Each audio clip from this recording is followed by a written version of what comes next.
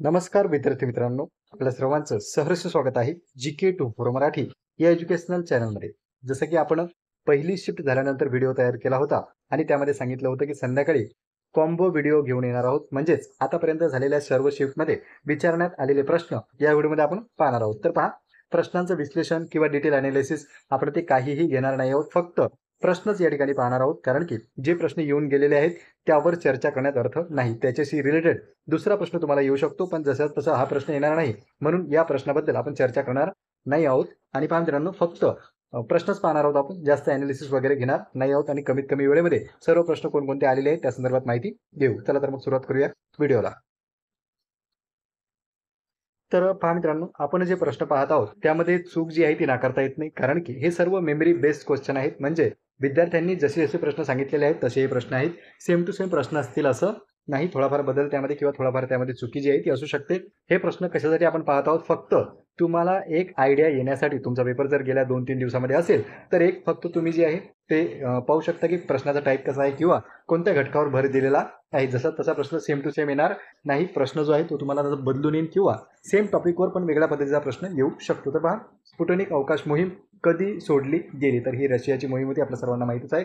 आणि 4 ऑक्टोबर 1957 साली ही सोडण्यात आली. उत्तरही आपण देखील पाहणार नाही आहोत, फक्त प्रश्न या ठिकाणी पाहू. नंतर पहा, वर्गीकरणाची पंचसृष्टी पद्धत कोणी शोधून काढलेली आहे? कारण की ही जी पद्धत आहे ही प्रचलित आहे सध्या, त्या कारणाने याच पंचसृष्टीवर जे आहे ते प्रश्न विचारण्यात आला. आणि प्राणी वर्गीकरण स्पेशल टॉपिक दिलेला होता सिलेबसमध्ये. म्हणजे पाहू शकता तुम्ही, IBPS कंपनी जी आहे ती पूर्ण सिलेबसला धरून चालत आहे. आतापर्यंत जे आपण मागील पेपर पाहिले तर IBPS मध्ये असं होत होतं की काही प्रश्नही सिलेबसच्या बाहेरचे येत होते, पण या ठिकाणी जो तांत्रिक अभ्यासक्रम आहे तो पूर्ण फॉलो केलेला आहे IBPSने. आणि जवळपास प्रश्न तुमच्या 10वीच्या पुस्तकातील आहेत. कन्सेप्टवर काही प्रश्न आहेत आणि काही प्रश्न जे आहेत ते फॅक्टवर आहेत. नंतर पहा, जास्त झालेल्या प्रथिनांचे रूपांतर कशात होते? याच्या ऑप्शनवर डिपेंड करते.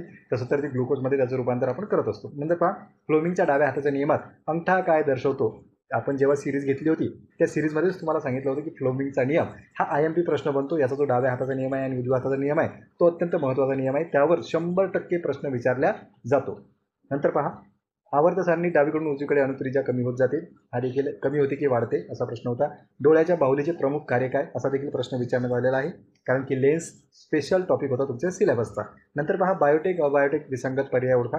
खालीलपैकी विसंगत पर्याय ओळखा असं दिलेलं होतं. नंतर पहा, दवबिंदूसाठी हवेतील आर्द्रता किती पाहिजे? पुढील प्रश्न, केपलरचा दुसरा नियम काय सांगतो? ज्याप्रमाणे न्यूटनचे नियम महत्त्वाचे आहेत त्याचप्रमाणे केपलरचे नियम सुद्धा महत्त्वाचे आहेत. म्हणून यावर प्रश्न बनणार आहे असं आपण अगोदर सांगितलं होतं आणि त्यावर प्रश्न बनलेला आहे. नंतर पहा, महाराष्ट्राचा अर्थसंकल्प कोणी मांडला? महाराष्ट्राशी रिलेटेड जे आहे ते चालू घडामोडीवर प्रश्न विचारलेले आहेत.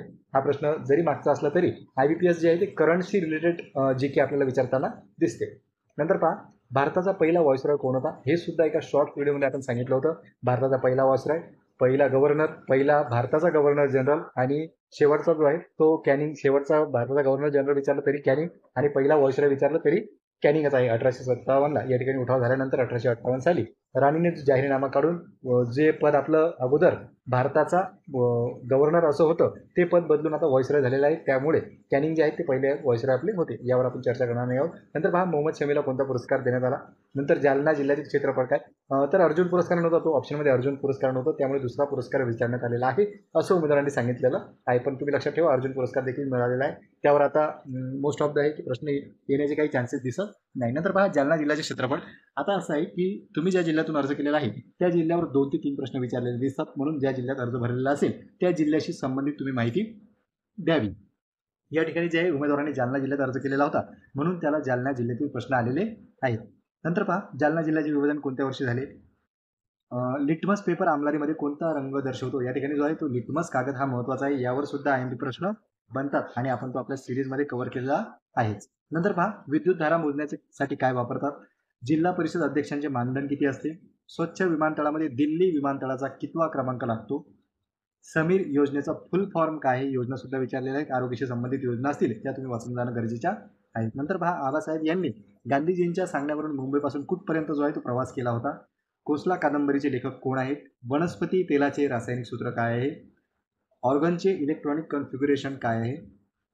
ओझोन थर कोणती किरणे थांबवतो किंवा अल्ट्राव्हायोलेट किरणे थांबवण्याचे काम कोणता थर करतो? असा देखील प्रश्न विचारलेला होता. IUPACचं फुल फॉर्म काय, लॉंग फॉर्म जे आहेत ते विचारले जातात. सर्व लॉंग फॉर्म आपण पाहिलेले आहेत. कमीत कमी आपण 15 ते 20 लॉंग फॉर्म सिरीजमध्ये आपल्या पाहिलेले होते. नंतर पहा मॉक ड्रिल म्हणजे काय. केपलरचा दुसरा नियम पाहिलं, केपलर पुन्हा आलेला आहे, यापूर्वी विचारलेला होता, नंतरही विचारलेला आहे. केपलरचा तिसरा नियम काय आहे. वेगवेगळ्या शिफ्टला वेगवेगळे प्रश्न विचारले जातात. कुठं पहिला विचारला जातो, कुठं तिसरा विचारला जातो. नंतर पहा तळलेले पदार्थ काही वेळानंतर कसे होतात. इस्टरची रचना सांगा. भूकंपाचे मापन कशाने केले जाते, म्हणजे रिश्टर स्केलवर देखील प्रश्न विचारलेले आहेत. आपत्ती व्यवस्थापन जो टॉपिक आहे तुमचा तो सुद्धा सोडलेला नाही. अप्रकट ऊर्जा म्हणजे काय. 1 कॅलरी म्हणजे किती जूल. ऑक्सिडीकरणात ऑक्सिजनचे काय होते. भारताच्या पहिल्या उपग्रहाचे नाव काय, हा सुद्धा आपण IMP प्रश्न घेतलेला होता आणि सुरुवात याच प्रश्नापासून केली होती. भारताच्या पहिल्या उपग्रहाचे नाव आर्यभट्ट IMP प्रश्न होता आणि त्यावर प्रश्न पडलेला आहे. नंतर पहा युग्मक कुठे तयार होते आणि चालू घडामोडीचं जर आपण पाहिलं तर लॉरियन्स पुरस्कार विचारलेला आहे. मराठीमध्ये शब्दार्थ व्याकरणातील चुका. काळावर जास्तीत जास्त प्रश्न आलेले आहे, म्हणून जर तुम्ही काळ केले नसतील आज तरी काळावर प्रश्न आलेले आहे. सर्व शिफ्टना प्रश्न विचारण्यात आले. नंतर पहा इंग्लिशमध्ये जर आपण पाहिलं तर क्लोज स्टेट विचारण्यात आलेला आहे. नंतर करेक्शन विचारण्यात आलेला आहे. सिनोनिम्स, ग्रॅमॅटिकली करेक्ट सेंटेन्स म्हणजे सेंटेक्स करेक्ट करण्यासंदर्भात या ठिकाणी प्रश्न विचारलेला होता की काय चुकी आहे त्याला, म्हणजे स्पॉट द एरर आपण त्याला म्हणू शकतो. नंतर पहा स्पेलिंग करेक्शन विचारलेलं होतं. पॅराजंबल आलेला आहे. अँटोनिम्स म्हणजे विरुद्धार्थी शब्द विचारलेले आहेत. गणित बुद्धिमापनचा जर विचार केला तर 10-5चा रेशो दिसतो, म्हणजे कुठे कुठे 11 विचारण्यात आलेला आहे, कुठे 4 विचारण्यात आलेला आहे, पण 10 ते 5चा दरम्यानचा रेशो आपल्याला दिसतो. 5 प्रश्न गणितावर आहेत आणि 10 प्रश्न हे 10 प्रश्न बुद्धिमत्तावर विचारण्यात आलेले आहे. 10 पासून आकडा जो आहे तो 11 वर सुद्धा जाताना दिसतो. तर पहा बैठक म्हणजे सिटिंग अरेंजमेंटवर प्रश्न आहे. सरळ व्याजवर प्रश्न विचारलेला आहे. सिरीजवर मग ती व्हर्बल असो की नंबर सिस्टीम असो दोन्हीवर प्रश्न आलेले आहेत. दुधाचं मिश्रण म्हणजे रेशो आणि प्रोपोर्शन प्रमाण जे असते आपले प्रमाणावर आधारित या ठिकाणी प्रश्न विचारलेला आहे. नंतर पहा तांत्रिकता जर आपण टॉपिक पाहिले तर बहिर्वक्र भिंग, गुरुत्वीय त्वरण, स्पेस मिश्रण, अल्ट्रा व्हायोलेट किरण, नंतर अर्ध गुणसूत्री विभाजन, मिथेन, पोषक घटक, अप्रकट उष्मा, अल्केन अल्किन अल्काइन, हे जे आहेत हे टॉपिक कोणत्या टॉपिकवर प्रश्न आलेले आहेत ते आपण ठळकरित्या पाहत आहोत. तांत्रिक घटक नंतर पहा कॉलरचा प्रश्न आला होता. फ्लोमिंगचा डाव्या हाताचा नियम, रेडॉक्स अभिक्रिया, PET बॉटलवर प्रश्न आलेला होता. सूक्ष्म जीवांवर आधारित प्रश्न होता. अवकाश मोहिमेवर प्रश्न होता. आवर्त सारणीवर देखील प्रश्न विचारण्यात आलेला होता. प्रकाश संश्लेषणवर प्रश्न होता. ऊर्जा ATP वर प्रश्न होता. सिलेंटेरेटा जो प्राण्यांचा संघ आहे त्याच्यावर प्रश्न विचारलेला होता. कार्बन संयुगवर प्रश्न होता. बहिर्वक्र भिंगावर देखील प्रश्न आलेला आहे. सामान्य ज्ञानचा म्हणजे जीकेचा जर विचार केला तर महाराष्ट्राचा अर्थसंकल्प, जिल्ह्यावर आधारित प्रश्न देखील कन्फर्म आहे. चालू घडामोडी जानेवारी ते मे दरम्यानचं विचारलेलं आहे, जानेवारीपासून ते मे पर्यंतचं. तसे IBPS लेटेस्ट चालू घडामोडी विचारत असते. नंतर पहा पुरस्कारावर देखील प्रश्न होता. डॉक्टर बाबासाहेब आंबेडकरांवर एक प्रश्न आलेला आहे. इंग्लिशमध्ये जर पाहिलं तर spot the error, miss spelling म्हणजे स्पेलिंग जे मिस असतं त्याच्या संदर्भात, फिल इन द ब्लँक्स विचारलेले आहेत आणि पॅराजंबल विचारलेल्या आहेत. रिजनिंगमध्ये पझल आणि दिशा ज्ञान म्हणजे दिशा ज्ञान जे आहे डायरेक्शनवर प्रश्न विचारण्यात आलेले आहे. तर पहा मित्रांनो या व्हिडिओमध्ये आपण थोडक्यात कोणकोणते प्रश्न विचारलेले आहेत किंवा कोणकोणते ठळक टॉपिक आहेत ते जाणून घेतलेले आहेत. व्हिडिओ तुम्हाला कसा वाटला कमेंट सेक्शनमध्ये नक्की कळवा. पुन्हा भेटूया नवीन व्हिडिओ सोबत.